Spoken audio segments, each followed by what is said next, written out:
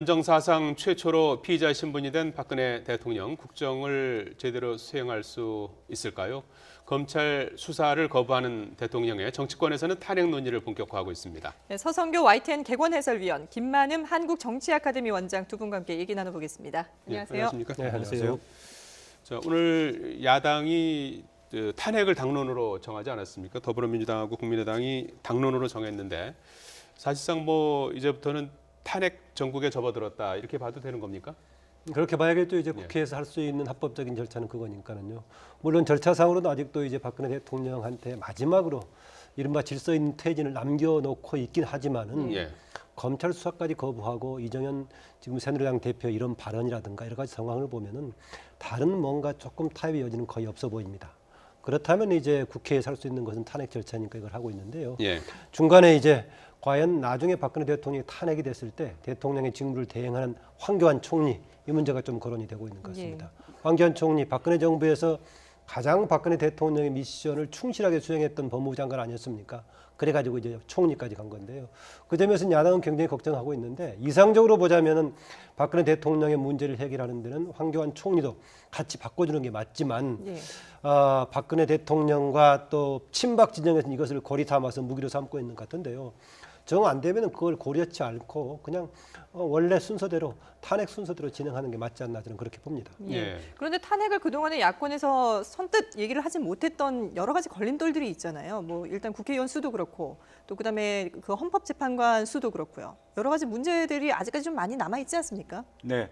탄핵을 하기 위해서는 탄핵의 기본적인 요건이 충족이 돼야 됩니다. 그런데 어제 검찰 발표에서 박근혜 대통령이 최순실, 안종범, 정호성과 공범 관계, 피해자 신분이라고 적시를 했기 때문에 이제는 박근혜 대통령이 헌법과 법률을 위반했기 때문에 탄핵의 기본적인 요건이 되었기 때문에 야당과 여당 일부에서 탄핵 움직임이 이제 강하게 일고 있습니다. 그다음 현실적으로 탄핵이 성사되려 그러면 국회 제적 과반수 지금 300명이니까 그러니까 151명 이상의 발의와 200명의 그 제적 그러니까 이제 3분의 2죠. 200명의 찬성이 있어야지 국회에서 의결이 이루어지는데 지금 야당은 179명으로 야당 단독만으로는 국회 의결이 어렵습니다. 29명이 부족한 상황이죠. 그런데 어제 그 새누리당 비박계인 비상시국회에서 35명이 현역 의원이 참석했는데 32명이 탄핵에 찬성한다는 입장을 밝혔기 때문에 아마도 그 의결 정족수를 충족할 수 있을 것 같고요. 참고로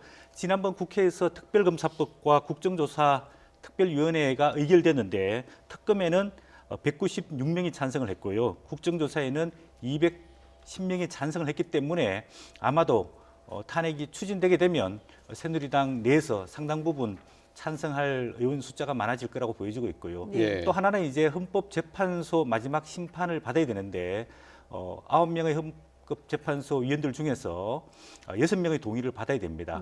지금 이제 대부분 헌법재판소 재판관들이 보수적인 색채가 강하다. 이래서 그동안 야권에서는 탄핵을 발의하기에 상당히 조심스러워 왔는데 이제 그런 어떤 정략적 정치적 계산을 넘어서 헌법적 절차 내에서 이제 탄핵의 길로 접어들었기 때문에 일단은 국회에서 발의를 하고 국회 의결을 통해서 헌법재판소 심판에 맡기는 게 바람직스럽다고 보여집니다. 아까 예로 들었던 이제 특검법 통과할 때 본회의에서 196명 찬성할 때요. 참석 국회의원들이 220명인 상태였습니다. 220명에서 196명이 찬성할 정도였는데요. 만약에 탄핵이 돼가지고 본회의에서 가결 절차 들어갔을 때 훨씬 더 수가 많이 동원될 테니까 더 찬성 가능성이 높아집니다. 저는 현 단계에서 국회에서 탄핵 문제는 이제요 국회의원들의 의무로 봐야 된다고 봅니다. 왜냐하면은 대통령이 헌법과 법률을 위반했을 때 지금 합법적으로 법률적으로 처리할 수 있는 방법은 지금 탄핵 아니겠습니까? 소치도 못하고 있는 상태에서 그럼 그건 누가 해줘야 되느냐?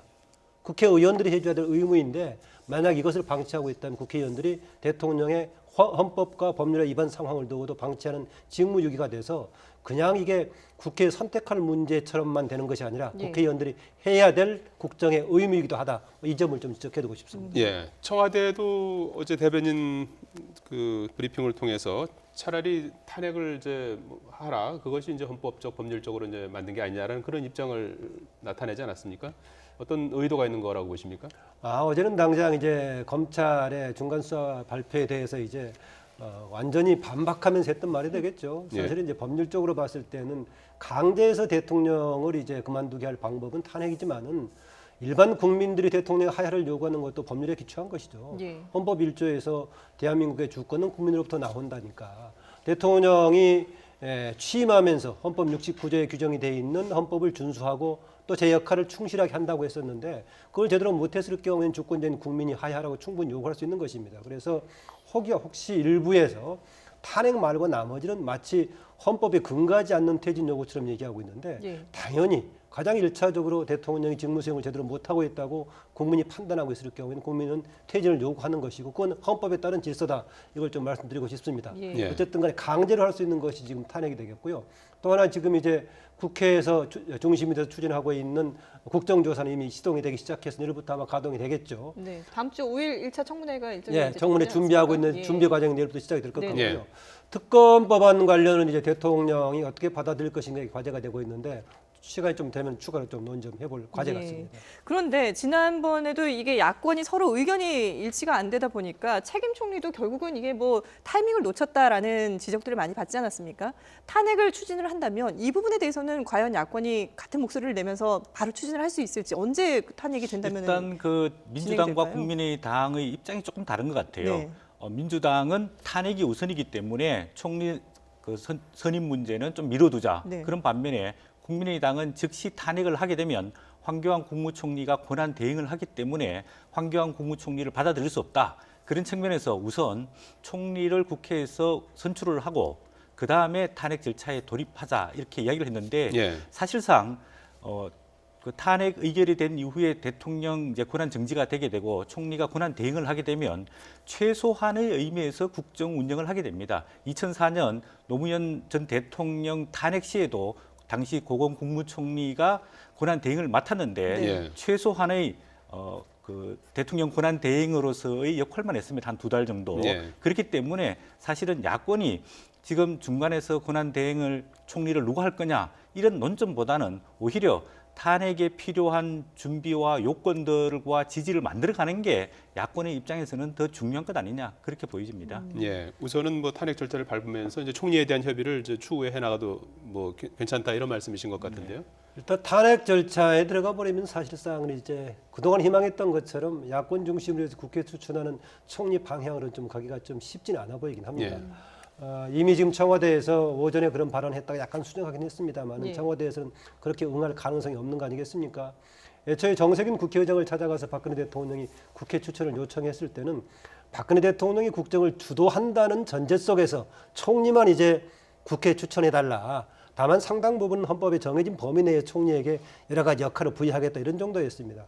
지금 상황에서는 야당이라든가 일반 국민들의 상당수가 대통령 역할을 그대로 수행하는 걸 전제 속에서 하는 건 아니지 않습니까? 예. 지금 책임 총리 추천은 대통령의 퇴진이라든가 탄핵을 전제로 같이 하는 것이기 때문에 과연 이것을 대통령이 어떻게 받아들일지 지금 청와대 분위기는 심지어는 특검까지도 이런저런 명분을 내걸어서 뭔가 좀 거부할 그런 시사까지 하고 있는 상황이어서 그대로 지금 과연 총리 문제 해결될까? 이걸로 보자면은 역시 서성교 원장이 지적했던 대로 일단은 국회에서 할 수 있는 방향대로 일단은 국회가 하는 탄핵 문제를 추진하는 방향으로 가는 게 우선이지 않는가 그런 생각입니다. 김병준 국무총리 후보자를 지명해놓고 있지 않습니까? 예. 그 카드를 좀 접은 건 아니죠? 살아있는 카드에서. 지명했지만은 아직 이제 내정자를 처리하지는 않았지만 예. 국회에다가 인준 절차를 요구한 게 아닙니다. 예. 그러려면은 이제 내정했던 발표만 언론을 통해서 했을 뿐이지. 그렇다고 뭐 걷어들인 것도 아니고. 걷어들인 것도 아니고 해서 예. 지금 이제 금융연수원에서 지금 사무실에서 운영을 하고 있습니다만 야당에서 혹시 뭐 김병준 총리 후보자로 이렇게 수렴이 될 가능성은 없을까요? 혹시 이제 정말 황교안 총리보다는 그래도 김병준 총리가 낫다 이런 판단을 할 수가 있을 것인데요. 애초에 그것은 가장 큰 것은 이제 김병준 총리에 대한 거부는 김병준 총리의 자질이라든가 성향 문제보다는 야당과 협의해가지고 국회에 추천하기로 했다가 바로 대통령이 일방적으로 했다는 거 아니겠습니까? 예. 그랬을 때 이 시점에서 그것도 안 되니까 과연 한다라고 하는데 오히려 또 모르겠습니다. 대통령 측에서도 절충안으로 김병준 총리안을 과연 국회에 인준 요청할지 청와대 쪽에서 그 생각도 전 접을 가능성도 있다 이렇게 보입니다. 근데 어제 그 문재인 대표가 만약에 대통령이 결단을 한다면은 명예롭게 퇴진은 하도록 해주겠다라고 좀 어느 정도 여지를 보였잖아요. 근데 여기에 대해서 또 박지원 국민의당 비대위원장은 아주 반대를 표명했거든요. 네. 아직까지도 서로 의견 조율이 잘 안 되는 것 같아요. 문재인 전 민주당 대표는 지난 2012년에 대선에 출마해서 박근혜 대통령과 경쟁했던 분 아닙니까? 네. 그러면 본인이 지금 김치 국물부터 먼저 마시는 어떤 본인이 자꾸 속내를 드러내기보다는 오히려 이 엄중한 시국을 안정화시킬 수 있는 대안을 제시해야 되는데 지금 즉각 하야하면 명예퇴진할 수 있도록 하겠다. 이 말은 지금 항복하면 목숨만은 살려주겠다는 완전 협박에 가까운 이야기입니다.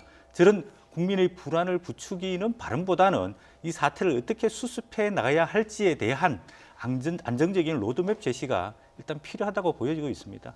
그런 점도 있지만은 지금 명예로운 퇴진을 보장해주겠다라는 것을 무슨 문재인 전 대표가 보장해줄 수 있는 게 뭔가라는 얘기가 충분히 되고 있고요. 예. 그래서 같은 당 소속인 성남시장인 이재명 시장 같은 경우에는 오히려 확실하게 처리하겠다라고 구속까지 하겠다 이런 얘기를 하고 가장 있는데 강경하죠. 예, 그렇게 나오고 있는데 과연 문재인 대표가 명예로운 퇴진을 위해서 노력하겠다라는 것이 뭔가 설명을 안 해주니까 여측근이라고 할 수 있는 김경수 의원도 설명하기 상당히 곤혹스러워하는 그런 상황 같습니다. 이뿐만이 아니라 보면은 이제 저는 제1야당의 최근 행보에도 굉장히 불만이 많은데요. 추미애 대표는 당 공식적인 대표로서 그동안에 계속 이런저런 행동이 계속 있었고요. 또 반면에 문재인 대표는 공식적인 대표가 아니지만 전 대표였었지만 굉장히 중요한 비중을 차지하고 있는 거 아니겠습니까? 그런 상황인데 계속 왔다 갔다 하면서 야당의 대응을 어렵게 만드는데 조금 네. 민주당 뭔가 좀 정비를 해야 할 것 같습니다. 예. 네. 자, 비주류 새누리당 얘기를 좀 해보죠. 비주류 대선 주자 남경필 경기도지사하고 삼선 김용태 의원 내일 그 탈당과 관련한 입장을 밝힐 예정이라고 하는데요. 남경필 지사 같은 경우에는 지난번에 이정현 대표 사퇴하지 않으면은 자기가 탈당하겠다 이렇게 공언한 상태 아니겠습니까? 내일 탈당할까요? 어떻게 보십니까? 네, 일단 본인이 공언을 했기 때문에 탈당은 할 것으로 보여집니다. 예. 문제는 남경필 경기도지사와 또 탈당 예정자인 김용태 의원이 탈당한 이후에 얼마나 많은 비주류 국회의원들이 탈당할 것이냐. 네. 그래서 만약에 탈당한 의원들이 20명 이상이 되어서 교섭단체를 구성할 수 있으면은 이거는 단순 탈당이 아니고 분당 수준이라고 볼 수 있습니다.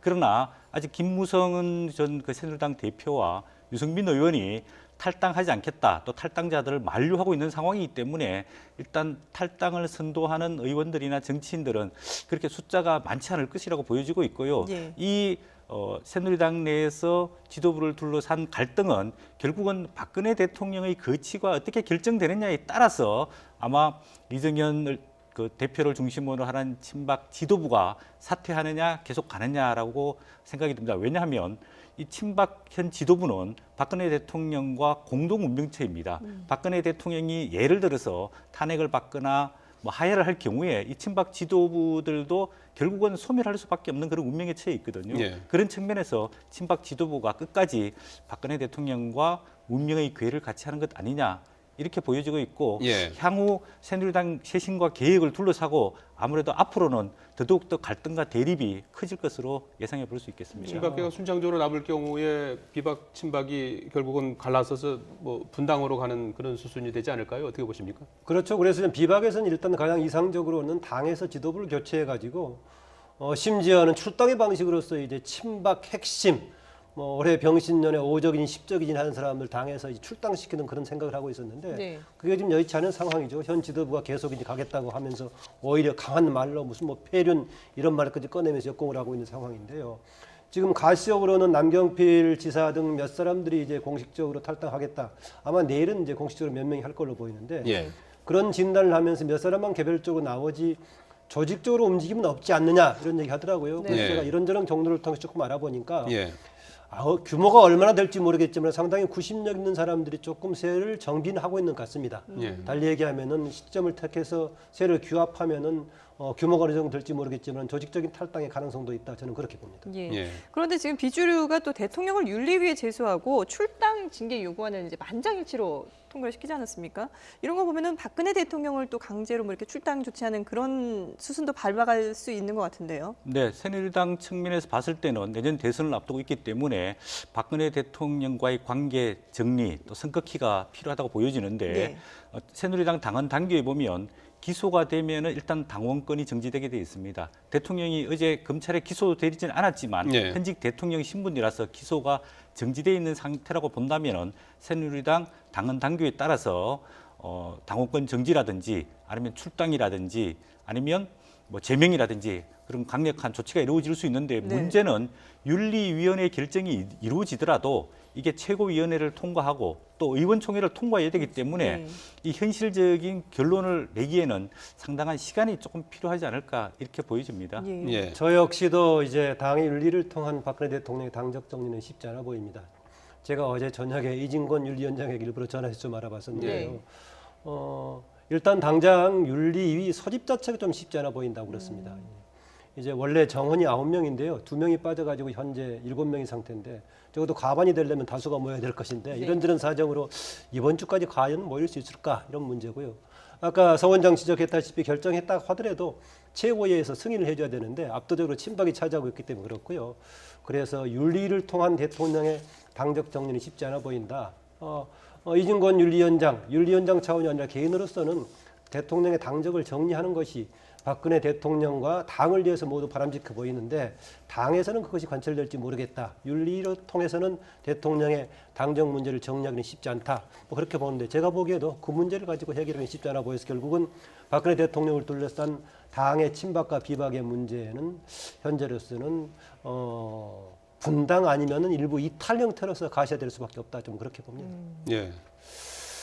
자, 이 어제 박 대통령 측 유영하 변호사가 공소 사실을 아주 전면적으로 반박하지 않았습니까? 추측과 상상에 근거한 것이다 이렇게 이제 언급을 했었는데 그러면서 앞으로 중립적 특검을 받겠다 이제 이런 언급을 하지 않았습니까? 그래서 앞으로 특검을 이제 국회에서 이제 넘겨서 임명을 하는 절차가 있을 텐데 특검 조사와 관련해서는 어떻게 예상해 볼 수 있겠습니까? 네, 일단 대통령이 검찰 조사를 받지 않은 것은 상당히 자가 당착적 현상이라고 볼 수 있습니다. 왜냐하면 본인이 검찰 조사에 성실하게 임하겠다고 이야기했음에도 불구하고 또 검찰 조사가 발표가 되니까 그에 대해서 전면적 부정하는 것은 네. 상당히 앞뒤가 맞지 않는 모순된 행동이라고 보여지고 있고요. 예. 이제 특검이 아마 내일 국무회의에서 특검법이 의결이 되고 나면 국회에서 특별검사를 2명에 추천을 할 겁니다. 예. 대통령이 만약에 정말로 부담스러운 특별검사다 그러면 또 거부권을 행사하게 되면 오히려 이 혼란이 가중되게 되고요.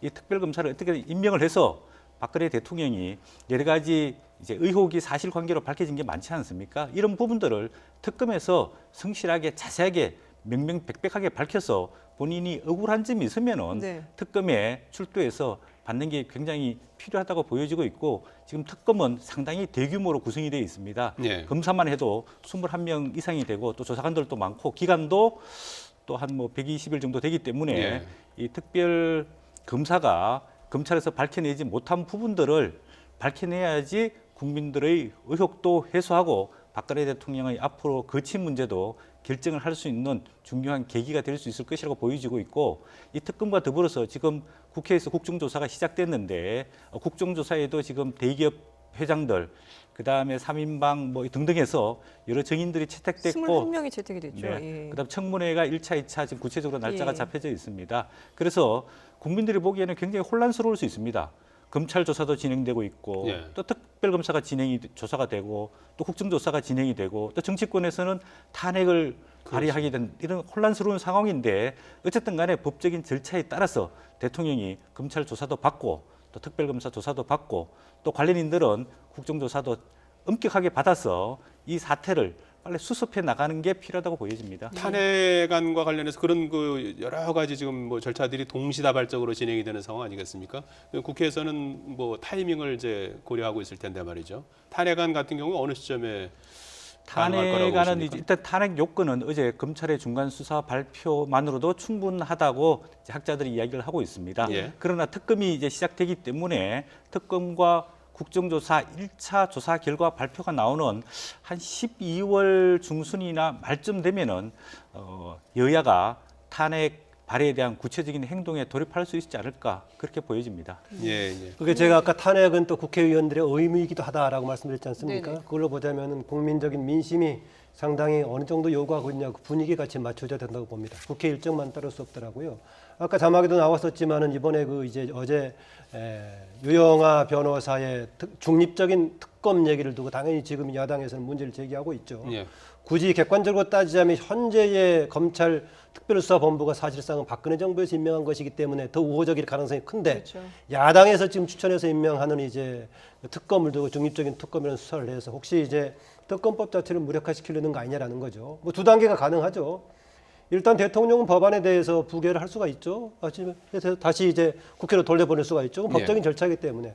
그래도 현재 분위기로 보면 국회에서는 충분히 제의할 수가 있는 거 아니겠습니까? 그런데 문제는 말이죠. 이제 국회에서 2명 추천했을 때 대통령이 태업을 해버리면 보이콧 해버리면 어떠냐? 이게 문제가 되는 것이죠. 그러나 우리가 헌법 정신으로 보자면은 국회에서 2명 추천하면은 당연히 대통령은 그 2명 중에 3명을 임명하는 것을 전제로 지금 헌법이 구성되는 거 아니겠습니까? 네. 강제시키지 않고 그럼 헌법을 놓고 지금 그 틈새를 가지고 대통령이 그 헌법을 이용한다는 것이 되는 것인데 그러면은 대통령은 오히려 그 자체가 저는 헌법 정신을 위반하는 것이 된다. 그래서 추천했을 경우에는 반드시 대통령 그 2명 중 1명은 임명을 해야 될 겁니다. 그런데 걱정하고 있는 게 현재 지금 검찰의 중간 수사 발표도 지금 인정하지 않고 있는 예. 그 행태로 보자면은 정말 야당이 2명 추천했는데 그 후보군도 중립적이지 않다 이런 핑계를 대가지고 임명하지 않아버리면 어떻게 될 것인가 이런 걱정까지 하고 있는 상황 같습니다.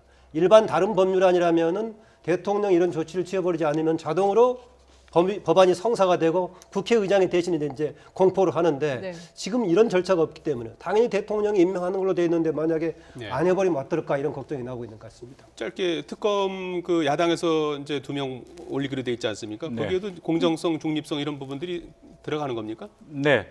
뭐 아무래도 그 수사하는 과정 속에서 객관성, 공정성, 정치적 중립성이 담보가 돼야 되겠죠. 예, 예. 그런 측면에서 야당도 무리한 그런 특검 추천을 안 할 거라고 보이지고 지금 특검법에는 판사, 검사 경력이 있는 15년 이상 된 변호사를 선임하게 돼 있습니다. 네.